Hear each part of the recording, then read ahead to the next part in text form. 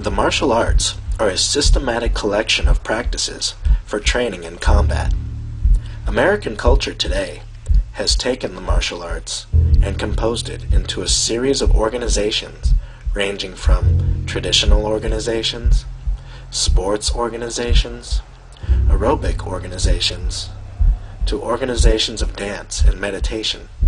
Sadly, like any source of power, the martial arts have been manifested into a way to exploit people's hopes, dreams, desires, and confidence into a scam to make profit from the public's lack of understanding and insecurities. If a person wants or desires something, the majority of people are going to do what it takes to get it, and that's exactly what a lot of these franchise martial arts schools are exploiting.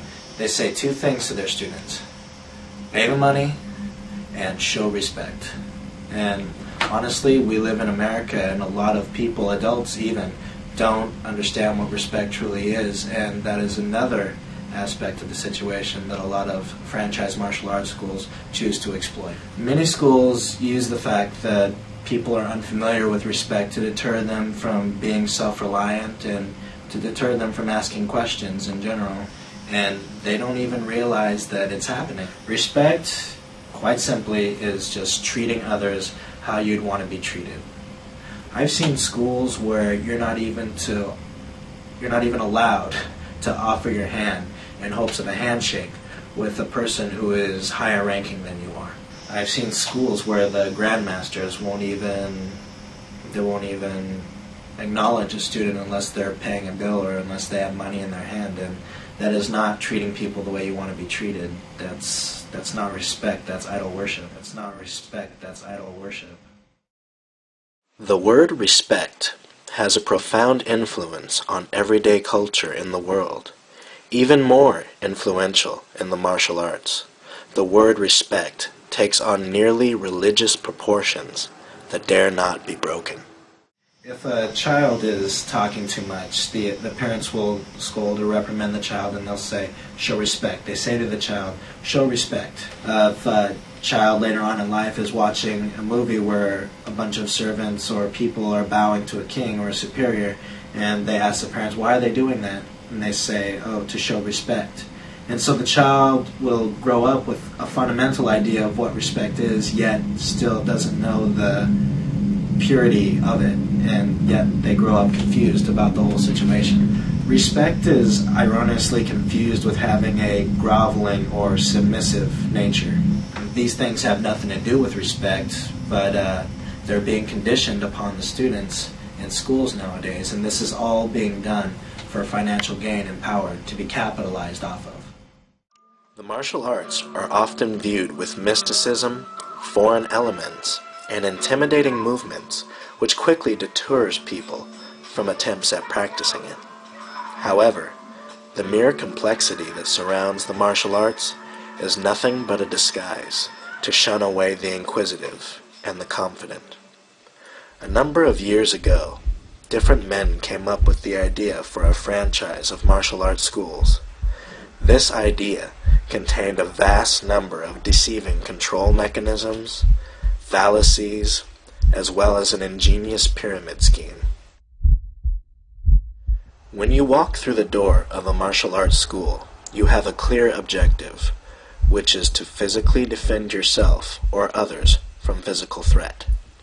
And it is this objective that the martial arts franchises take advantage of. The franchise works like this. A person opens up a martial arts school by leasing a large building or room. People come in and say, I want my child to learn self-defense. The school owner says, sure. So the school shows them a few greatly overpriced moves in an introductory course, and then gives them a piece of official-looking paper, which they call a certificate of participation. The child becomes ecstatic over the piece of paper because he is too young to realize that it is meaningless. The parents themselves become ecstatic over the child's happiness and let the love for their child blind them from the obvious scam and its ridiculous prices. By this process being repeated several times, the student body inevitably grows larger, thereby expanding the range of talent in the student body. This is crucial in building a franchise martial arts school because it provides the owner with the most important element in the whole pyramid scheme, the talented pupil. A student that shows a high level of talent and controllability. The owner of the soon-to-be martial arts franchise must keep a weathered eye for this particular type of student, for it is essential in the franchise process. The talented pupil is then given special praise and exploited for the purpose of teaching the students to teach other students. The talented pupil now becomes an apprentice and is given a special uniform and belt to signify his superiority over the student body. This superiority so desired by the entire student body. The process is then repeated several times. This inspires other students to become talented pupils themselves in hopes of obtaining the same praise. Over time, a group of talented pupils is created and given students of their own, but not before the talented pupil goes through a tedious, generic boot camp. This boot camp is called instructor's training, and it is specifically designed to test the pupil's ability to take physical punishment and mental abuse. After the instructor's training is successful, the school owner hosts special seminars designed to teach them marketing. These seminars consist of rehearsed phone conversations in order to influence people to come into the school, as well as the programming of responses to a vast number of complicated questions that could be asked by potential clients.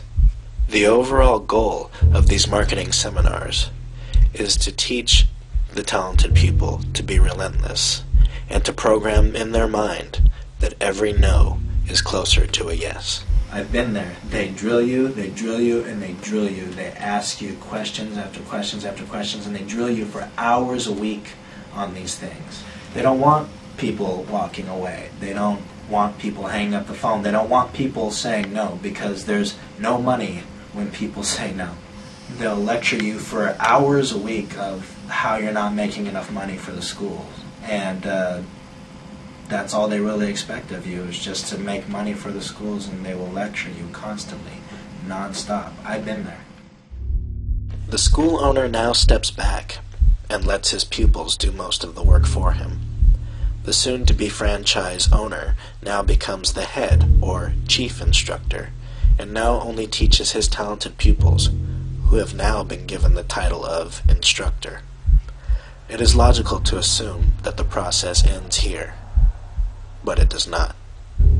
For a new type of puppet is created from the instructors. This new puppet is created by giving praise to the instructor who makes the most money for the new chief instructor.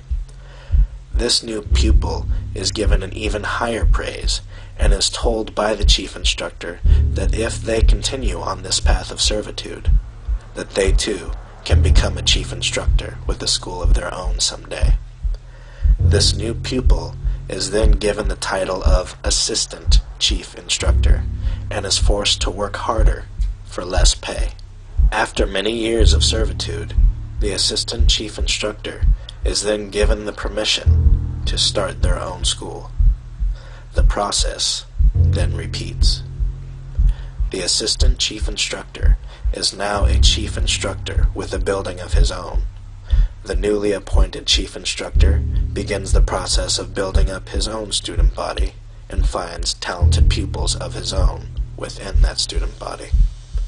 The original chief instructor continues to find assistant chief instructors within his original group of talented pupil instructors. After the original chief instructor creates a handful of schools by repeating this process, the pyramid scheme is now complete. The original school owner then changes titles from chief instructor to founder, from there having two choices: make more schools for his franchise, or sit back and let his pupils do it for him. And there it is.